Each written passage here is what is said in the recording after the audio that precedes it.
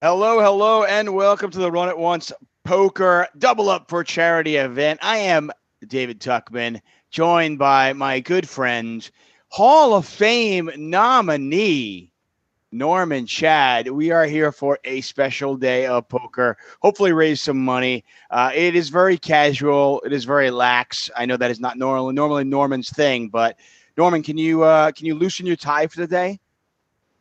Is there some reason you have to say hello 3 times when you come on the air instead of once? It's my thing. Okay. No, we can have an intervention to change that thing. It's good to be with you. Which is, Dan Smith is pretty much a huge reason why we are here, of course, for the Double Up for charity event. Dan, while I watch the game unfold in front of us, tell us a little bit about what we're doing, what you're doing for those people out there that have no idea what the Double Up charity event is or what you do. Let us know.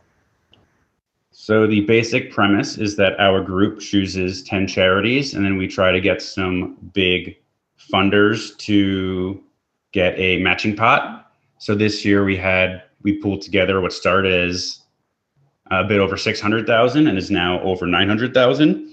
And anyone who donates any amount, say you donate $100 to Strong Minds, a charity for mental health, our group will donate it. So your $100 donation becomes $200. It's a way to get a bunch of people involved. This is exciting. We have an all-in.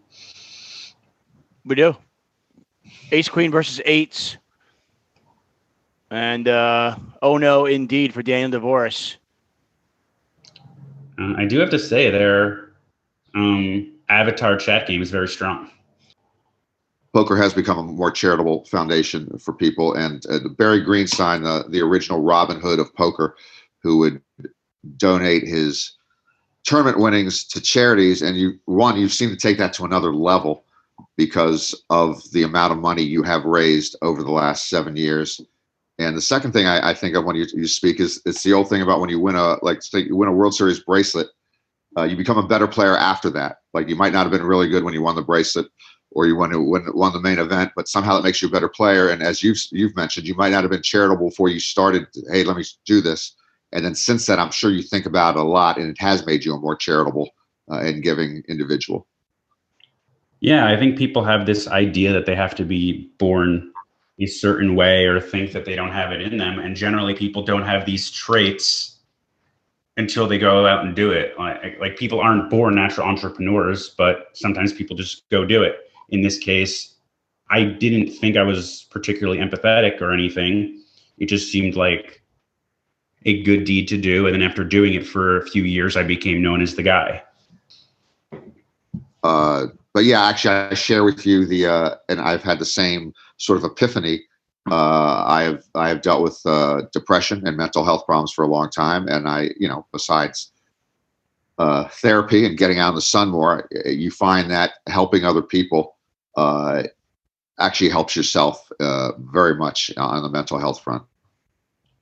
Looking back on it now, are those do you think you're better for having had those experiences? The experiences of the mental health problems, or yes.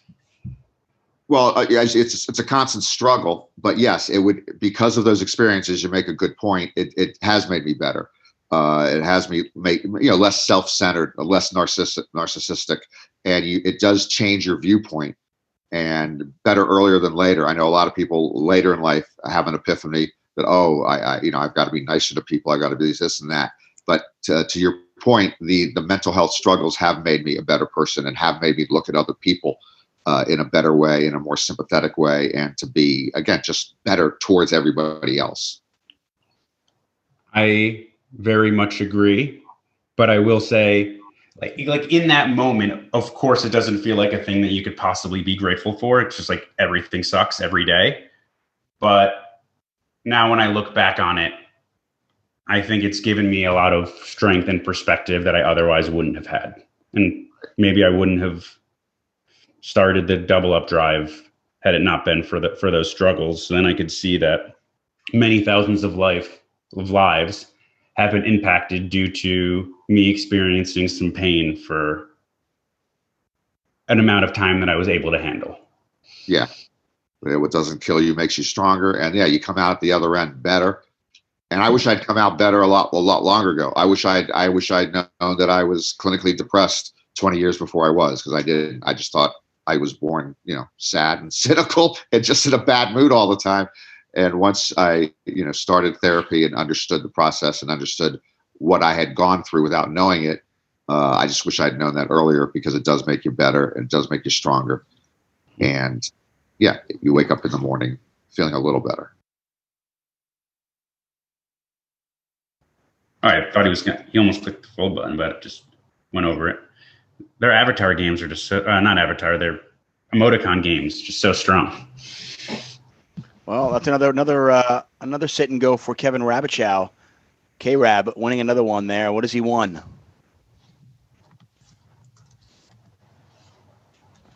The suspense is killing me. 250, Rabichow. So I believe Rabichow is I was worried that I almost winning. clicked fold there, Dan. That was I have to admit I have a table up on the side, and I just glanced over at my trash hand pre-flop and didn't realize I had top pair.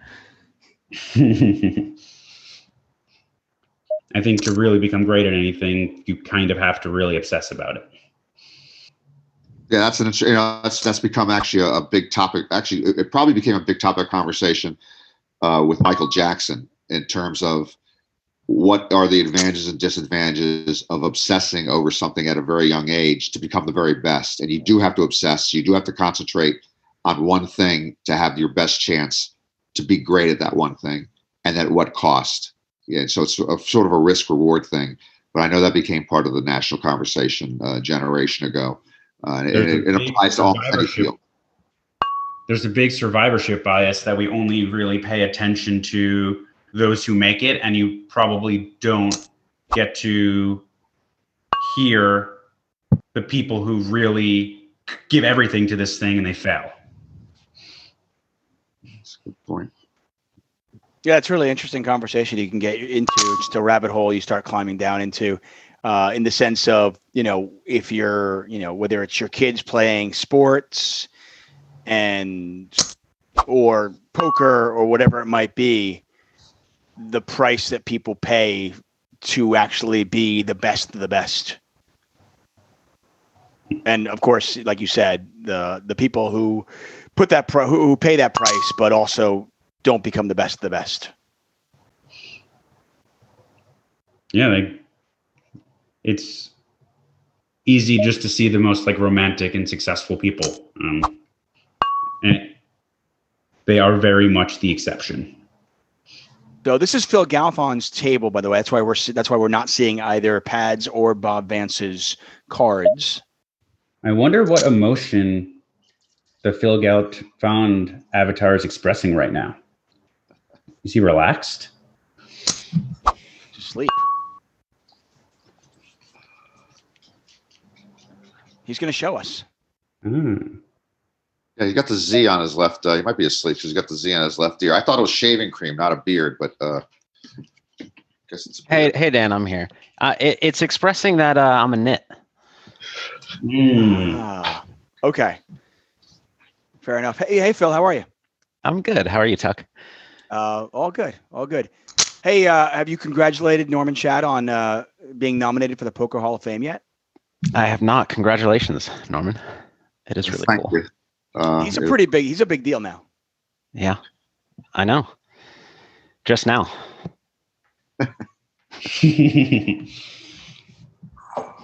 Yeah, I was excited about this event and getting ready and everything, and then the first hand was dealt, and I realized I don't know how to play No Limit Sit and Goes. If it's any consolation, I feel very comfortable in my No Limit Hold'em game, and I also don't really feel like I know how to play. Yeah. Okay. Good. Oh, Well, boy. actually, I've grazed in upon your challenge 2 or 3 times in the last 5 or 6 sessions, just to relieve myself from the other challenge that's going on, and I do find your challenge more enjoyable because I can actually have some understanding of what's going on instead of zero understanding on the No Limit Hold'em front. I enjoy my challenge more too. But it is. I mean, obviously we don't have as many people watching us as Doug and Daniel for a whole host of reasons. But yeah, Heads Up PLO is a lot of fun. Yeah, you certainly you captured everybody's imagination. Sorry. Go ahead. If people had bet their life savings on the Heads Up challenge, I promise there'd be a lot more people watching. I would have no interest in watching, and not no interest, but I would only watch very casually if I didn't bet. And given that I'd bet a bunch on Doug and Daniel, I'm tuning in most days. Yeah. I just want to know if I'm on the sharp side here. Dan, did you also bet on Doug? Yes. Yeah. See, I followed everybody in. I'm not going to pretend like I know a thing, but when I saw that Rabbit Chow and you and many other players that I really respect were all betting on Doug, I was thinking, maybe that's the sharp side. I'm going to follow these guys in. I know I'm not sharp, but I know who is. So I'll follow those players in on that bet. Hey, Phil, your match first chance, I assume, obviously, it's going to go on a hiatus now for a while. Yeah, it's unclear. Congratulations to him. Yeah, congrats to Chance and Emily. We're discussing it still. We might resume as early as the 29th. But could be as late as a week after then. So 1 or 2 weeks off, or 1.5 or 2.5 weeks off. Okay. From a moral standpoint, I mean, do you feel okay taking a new father's money? I do. Okay, good. You didn't qualify it. Yes, I did. 8 years ago, I could play some 6 max PLO across 4 tables and talk about it and still play pretty well. But now, like, imagining myself talking live while playing these Heads Up challenges, I don't know if I could do it anymore, because the focus required, I feel like, has gone up, or at least the focus you can get away with, kind of. It's not looking good here, Phil. It's not. 1 player to a hand, though. Every spot is now so hard. Like, it used to just be like, oh, of course you bet here. And then it's like, probably bet big, but maybe I'm wrong. Yeah. Yep. No, there's always there are too many things to think about. And actually, it's funny, this year with PLO, I feel like I learned a lot this year, and I kind of feel like I've gone through cycles of I keep forgetting. I can't hold all the information in my mind. I keep forgetting things and relearning them, and so my game is fluctuated. I've regressed a few times. What's up, Jason? Holler. Look forward to world reopening and being able to see you. It's been a while. Yeah, man. It's a weird time to be alive. Well, it'd also be a weird time to be dead, to be frank. I was just talking about it, and this has become pretty apparent because I think mental health was something that was just always shoved under the rug, especially when I was a kid. You didn't have a mental health problem. You didn't have a depression. You were just you're in a bad mood. Something was wrong with you, but it wasn't a serious health issue. So we found out the last few years that when people do talk about it more openly, it makes people realize that it is a serious health issue, and it makes other people feel better who are having mental health issues, and they open up about it and they get help. So it's pretty important to talk about it. And it was earlier this year, actually, it was who was the NFL player who talked about it openly, and then he was taking crap. Are you thinking of the NBA, DeMar DeRozan? Oh, Dak Prescott, correct. Thank you, Nick. Yeah, and I mean, again, there's still a mentality. I forget if it was Stephen A. Smith or somebody else saying, it's Skip Bayless, who came out the same day and said, "This is you got to keep that to yourself. You're a leader on the team. They won't look at you the same way." And that was just absurd, of course. But it was important that Dak would talk about that, and particularly somebody who's in a high-profile position such as himself. It does make a difference to talk about it. It helps a lot of people. So it's pretty crazy because basically I'm 35 now, and I would say until I was 32, I had some really, really major issues. And the wild thing is I stopped dealing. I mean, my life was chaos like all the way through my 20s, but like I stopped dealing with physical and mental abuse kind of happening to me at like 9. And it just like spiraled into my whole life, like even in my adulthood. And I would just say and do things that like reactionary things that I like immediately regretted. And I would do it like over and over and over again. And it took me to get with my now wife for her to be like, yo, this is like really unacceptable behavior. You know, my guy friends would all just kind of get quiet and be like, well, it's just Jason, I guess, you know, just like, he'll get over it in a minute. Just like, let him be an asshole for a bit and then he'll apologize and we're all good. But like my wife kind of was the impetus behind me, like actually getting help. And, so I did. I tried to read and figure out kind of what caused the physical stimuli and trigger points in me. So I read a bunch of like adults dealing with the domestic abuse stuff. And then I talked to a lot of people and it really helped me. And it was just kind of habit building stuff, which is really what kind of was the turning point for me. But yeah, to answer your question, I know that was long-winded, but to answer your question, it was definitely my wife like pointing out to me that I really needed to get help. I think it was the first time that someone had actually, that I trusted, like hammered that home. Yeah, I was fortunate enough to do something bad in regards to my marriage, and so my wife asked me to get help, and it's the greatest thing that ever happened to me. I didn't want to get help, and starting therapy made me realize whatever I was dealing with for a long time. And it ended up making me, putting me in a better place. Oh, so yeah, man, I'm happy to hear that. Yeah, I would have been like the West Virginia motto you talked about, that I just, or like when I watched The Sopranos, Tony Soprano didn't want to get therapy because, grown men didn't do that. He used to talk about whatever happened to the Gary Cooper stereotype of big, strong, and just take it. So I wasn't big and strong, but I would just say, just take it. So I would have been a denier on mental health stuff until, because of my actions, my wife said, all right, we have to do this. And I did it. And I've been in a better place since. So.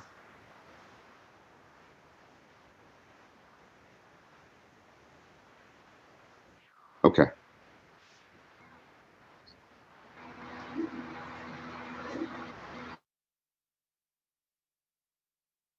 Back. And a real good conversation going on right now. Jason, hello, by the way. Hey. How are you, my man? Good. Do we have Norman? Yeah. Great. I wanted to say, man, congrats on that. It's amazing to hear. Yeah, I wish I didn't have to have bad behavior to lead me to a good place, but that happens often. That's just the way it goes, man. I mean, you gotta, and you don't get to take that stuff back. You know, there's so much. I've done some pretty awful things in my life. And you really don't get to take the way that those things feel or the way that those things affect people back. But, you just you gotta show it in your actions that it means something to you to get it right the next time. Exactly. So it turns out I had been muted, but I was trying to thank the both of you for sharing your stories. And when we were talking about like some sports greats opening up, helping people, well, of course, Jason is one of the best of all time. I imagine yours, like being open about this sort of thing, is going to help some people make some good changes, or at least like remind them like it's okay not to feel okay, like it's part of life. And I also wanted to thank y'all for saying the nice things about Double Up Drive. I never expected it to turn into this. It just started out as a project I was doing on a spreadsheet, and then it kind of blew up to something much bigger than I possibly could have imagined. Yeah, it's wild. Yeah. Dan Smith, Jason Koon, Norman Shad here for the Run It Once Poker Double Up for Charity event. Once again, click on that link, donate whatever you can. And Jason, man, I gotta hand it to you. I imagine it must be part of your own process, and it must be somewhat cathartic to be so open about all of your struggles. But I'll echo Dan Smith's sentiment earlier on when and Norman, you as well, to have the courage to come out and speak about this. Hopefully, emboldens others to do the same and to seek the help if they need it.